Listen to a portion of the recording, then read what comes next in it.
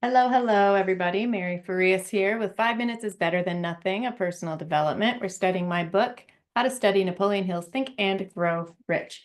Yesterday, I finished up reading Chapter 4, Autosuggestion, and this is my notes after the chapter, notes on how to study Chapter 4.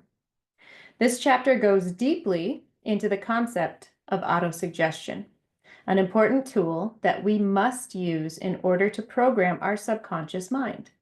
Bob Proctor teaches prolifically on the concept of paradigms, the programs within our subconscious mind that determine our habitual behavior and ultimately our results in life.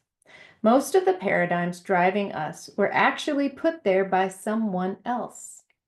Whether it be our parents, teachers, coaches, the news, or society in general. While this may be upsetting to us, there is good news here.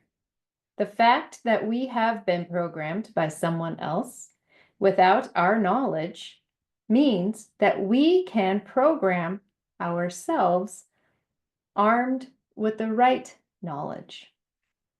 Proctor tells us that there are two ways that we can program new paradigms into our subconscious mind.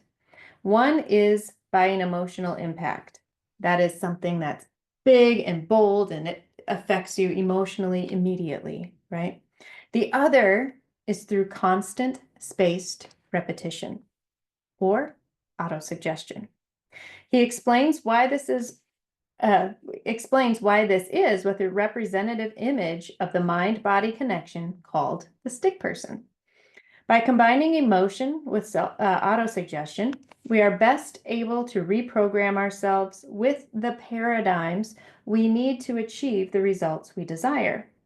Join me in the companion course for an overview of the stick person and how you can use this simple yet profound image to help you reprogram yourself for success. So I have a video on the stick person and how you can use it to understand how the mind works together. It's the conscious mind and the subconscious mind together. So paradigms are multitudes of habits, and these things rule our habitual behavior. Most of our behavior is habitual. Just think of how you get up in the morning. You sleep on the same side of the bed every night, probably. Two, you get up and you get out at the same side of the bed every day. Three, you probably get up and maybe go to the bathroom or brush your teeth. I take a big swig of water and then I put my glass down and then I go to the bathroom. So there are specific patterns of habits that we do automatically throughout our day. How do you drive to your work? You take the same route every time. You probably even merge at the same time every day in the same spot, right?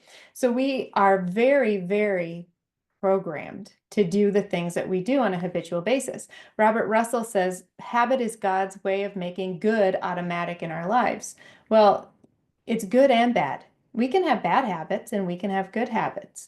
So Bob Proctor here and Napoleon Hill here are trying to teach us that we can program ourselves to have good habits. And when we have good habits, we get good results in return.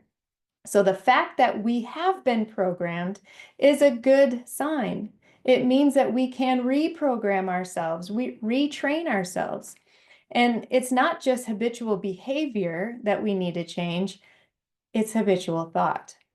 So even if you want to do something different, behave in a different way, if you do not have habitual thoughts that match that new habitual behavior, that habitual behavior will go down the wayside and you will revert back to the old way of doing things because your thoughts don't match your behavior. So first things first, we need to retrain our minds to think in the way that we want to behave. Retrain your mind to think in the way that we want to behave. And then we can begin to behave differently. So autosuggestion is key to doing this. So I highly suggest beginning to repeat new thoughts in your mind to mimic the way you want to behave in your life. And then new results will automatically happen through the law of cause and effect. All right, that's it for today, and I'll talk to you tomorrow.